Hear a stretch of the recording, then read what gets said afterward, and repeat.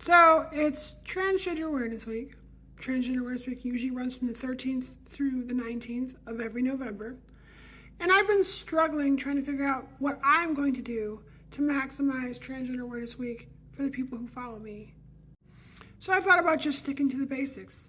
Transgender Awareness Week is a week when transgender people and our allies get together to bring attention to the trans community by educating the public about who we are. We share stories and experience. We advance our advocacy around issues of prejudice, discrimination, violence, and various other things that affect our community at large. So I think this week, that's where I'm going to start. I'm just going to do a series of videos where I talk about things that are affecting the transgender community at large. So I want to start this Awareness Week off by discussing the fact that the state of Texas has just dropped some drafted legislation that hasn't even been given a bill number yet, is how new it is, that would all out ban gender affirming care or gender related care for everyone, not just children, because at the end of the day, it was never about saving the children. This was about banning trans people from existing.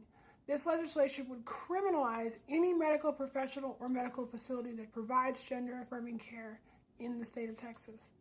If this legislation passes, then that means that any gender affirming care, which includes medication, therapy, surgeries, pretty much everything under the gamut that would be considered gender affirming care would be banned for all transgender people. Adults, children, it doesn't really matter. This would make living in Texas as a trans person virtually impossible.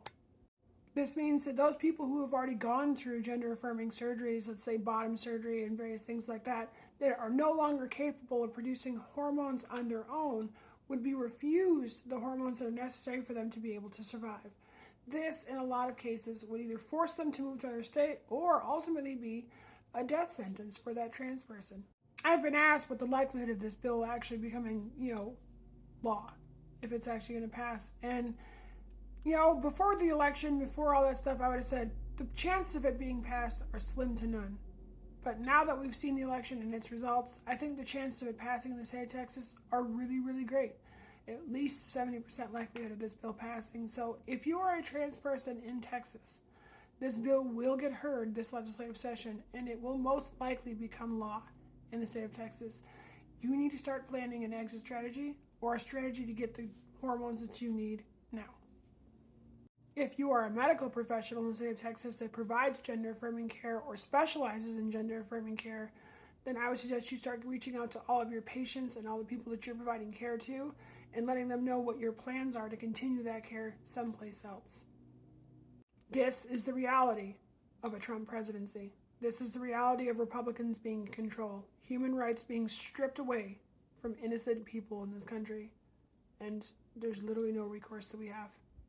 I will be at the Capitol this legislative session advocating for the trans community the best way that I know how, and fighting against these bills and hoping that maybe we can successfully defeat them before they become law.